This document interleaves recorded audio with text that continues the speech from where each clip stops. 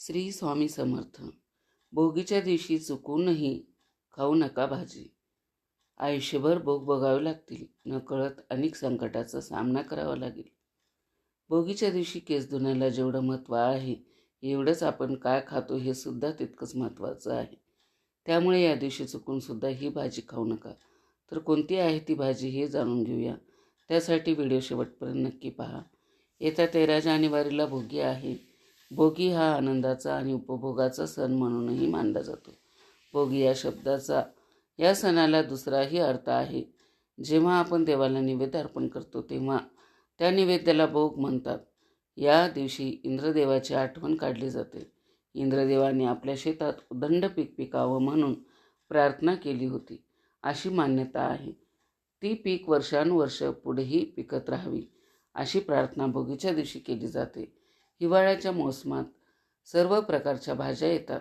शेताला नवीन बहार आलेला असतो. त्यामुळे थकलेल्या शेतकऱ्यास थोडासा विसावा लागतो. मग याच मोसमात शेतकरी भोगीची भाजी आणि तीळ मिश्रित बाजरीच्या भाकरीचा आस्वाद घेत असतात. खाई भोगी तर सदा निरोगी, हे आपण नक्कीच ऐकलं असेल.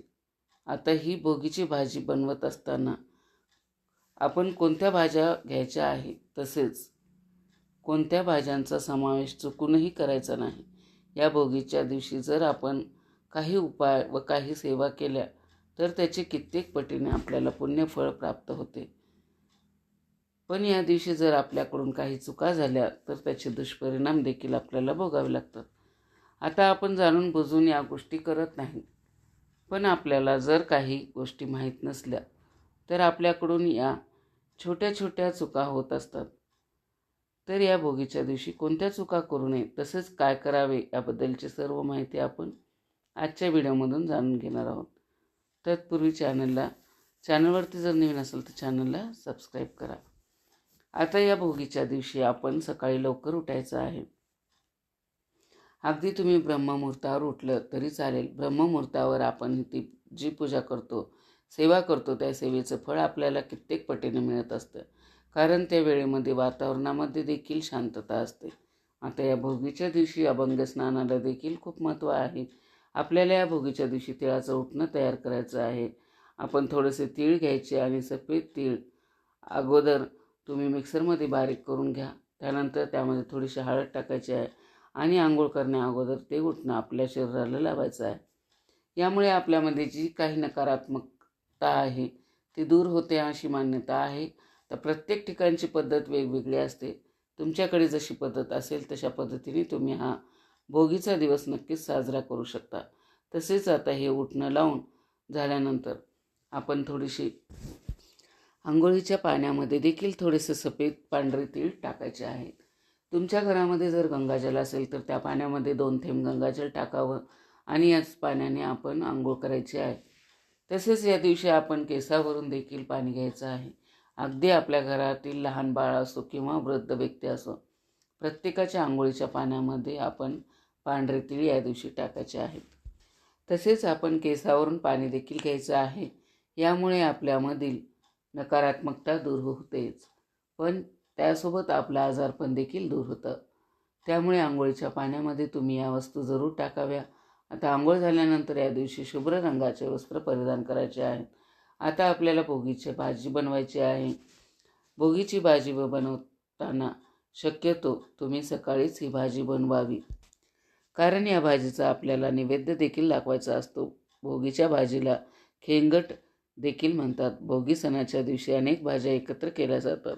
यामध्ये प्रामुख्याने हरभरा, पावटा, घेवडा, वांगे, गाजर, कांद्याची पात, शेंगदाणा, वाटाणा, चाकवत, फ्लावर आदी भाज्या वापरल्या जातात. तसेच या दिवशी चपाती न बनवता प्रामुख्याने बाजरीची भाकरी बनवली जाते. बाजरीची भाकर बनवत असताना त्या बाजरीच्या भाकरीमध्ये थोडेसे सफेद तीळ टाकायचे आणि पीठ मळत असताना थोडंसं तीळ टाकावे, किंवा अगदी भाकर झाल्यानंतर वरून तीळ टाकले तरी चालेल. तीळ लावलेली बाजरीची भाकरी या दिवशी बनवायची आहे. पहिल्या बाजरीच्या भाकरीचा नैवेद्य दाखवायचा आहे. यासोबत लोणी, पापड, वांग्याचं भरीत, चटणी आणि खमंग खिचडी करण्याची परंपरा आहे. खूप ठिकाणी बाजरीची भाकर आणि भोगीची भाजी सुगडमध्ये टाकली जाते. अगोदर सुगडं स्वच्छ पुसून घ्यायचं आहे आणि त्यामध्ये जेव्हा नैवेद्य अर्पण करत असतो तेव्हा सुगड्यामध्ये ही बाजरीची भाकर आणि भोगीची भाजी टाकू शकता. हा नैवेद्य देवापुढे ठेवायचा आहे. सुगड्यामध्येच भाजी आणि भाकर ठेवली जाते. हा नैवेद्य रात्रभर तिथेच ठेवायचा आहे आणि दुसऱ्या दिवशी हा नैवेद्य ग्रहण केला जातो. अशी सुद्धा काही ठिकाणी पद्धत आहे. आता तुमच्याकडे जशी पद्धत असेल तशा पद्धतीने तुम्ही नैवेद्य अर्पण करू शकता. पण आपण जेव्हा बाजरीची भाकर बनवत असतो, भोगीची भाजी बनवत असतो, तेव्हा हा नैवेद्य प्रथम आपल्या देवाला दाखवायचा आहे. तसेच आपण या भोगीसाठी ज्या भाज्या बनवत असतो त्याचे देखील खूप महत्त्व आहे. वांग हे वातळ असल्याने त्याचा वापर अनेकदा करू नका असे सांगण्यात येतं. मात्र आयुर्वेदानुसार थंडीच्या दिवसामध्ये वांग्याचं भरीत व वांग्याची भाजी खाणे आरोग्यदायी ठरते. शेंगदाणे आणि तीळ हे पदार्थ असून यामध्ये शरीराला अधिक ऊर्जा प्राप्त होते. याशिवाय याच्या खाण्याने त्वचेतील कोरडेपणा कमी होण्यास मदत होते. या भाजीसह दूध, दही, तूप, लोणी, ताक असे दुग्धजन्य पदार्थही खावेत, जेणेकरून शरीराला उष्णता निर्माण झाली तरीही पोटात थंडावा राहील. शरीराला ऊब मिळवण्यासाठी भोगीची भाजी तयार करण्यात येते. तसेच या भाज्या खाऊन तुमची तब्येत अधिकच चांगली राखण्यास मदत देखील मिळते. तसेच यासोबत बाजरीची भाकरी बनवली जाते. बाजरी हा उष्ण पदार्थ आहे आणि थंडीमध्ये बाजरी खाणे उत्तम मानले जाते. शरीराला उष्णता देणारी आणि कफनाशक असा बाजरी हा पदार्थ आहे.